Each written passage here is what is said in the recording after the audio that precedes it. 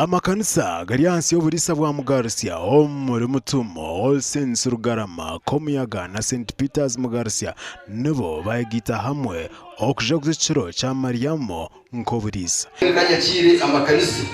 atamakanisa nibyo byanga byanje mutavuze ngo byanga biraya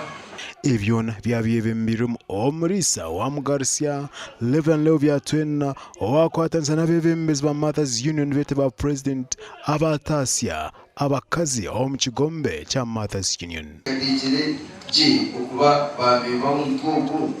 kuntubabanya namaka ego mpamyaka mkwebari bindeki no kwegesa abacyara kora jamaka gabo no kurebera abana babo kucheka kwegesa abakazi bashabwa okumanya ikibarukwenda omunseji mukore bintu etakubasya mugire mikagomice ninganire takubahenda wale muntu mtakwija kwiha mwanya kafuto mugunda takwiya mwidara kafuto murini wishemwe mwesasire nondo wenshi wishemwe genda n'ibikugenda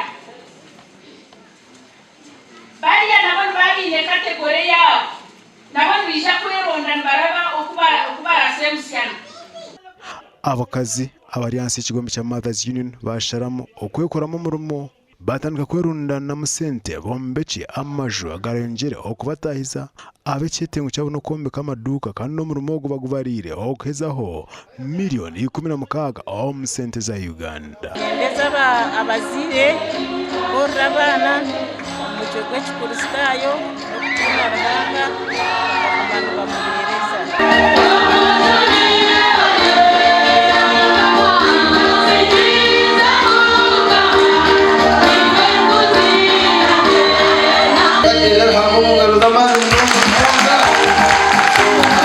twazo murebezi bwa Western Kole Bishop Johnson twino mujuni akashishikerizoba yashabikirizo muri suti ya Shema okwebembeza okusasirana bihitima mbarukora bendeza n'obusinje omunsi ya Mukama. Bishop Johnson twino mujuni evyona yabigamba boyimo kutayira busaba deacon wa masheruka muri Shema kabagambe torubasa kugira musi yawe kikora batakumanye harabantu okito muntu waza numbaziji waye nzade bususa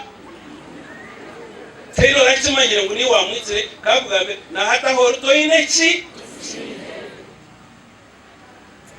okatwara ekibanza cyefuza mukuru wawe wafire efuzi tizine kimanyaho narokahindure bitabo tero rakimanyire ngo kavugambe na hati to ineki inamba ko shanga ikinjiri nomwe noba ikinjiri nomwe nabugana tubarukura mu kanisa kongani nyenda kugamba abishemwe bagenzi banje wagambira mugenzi wawe otunakusasira nangwa rwo kumanya ngo yakushagize numugarukana saba deacon wa masheruka Reverend Canon Moses Turyagoma yayanjira Bishop ebikozirwe ombusaba deacon aho engere buriwe kandi twakitaha omeche kwirwaro n'ubutaka bwiye kongana ni ware bitwahika onchirize kusime abwizoberi okurengwe mukoro yone tatebekanise wachikora je mama Joy mwewele kuyija kandi twashimira kandi basima bwe muyona yo burebereza inta kubasagama kaheza ende time nibaza kwamba takakuronjingo buto bitoru kureba ngo batandika basa injire contract bariyomba temekase ya compensation kandi kutwatankorwa rich maisa ngo kutotwara holtinga abukorera umusigansi imbere sente zete zitu za Uganda amukorogo Bishop yahamya abaronde runana 11 aba bakiro kwegita ahigana rya Kristo aba TV West ndisenyamo Gideon na Abraham Mugansi.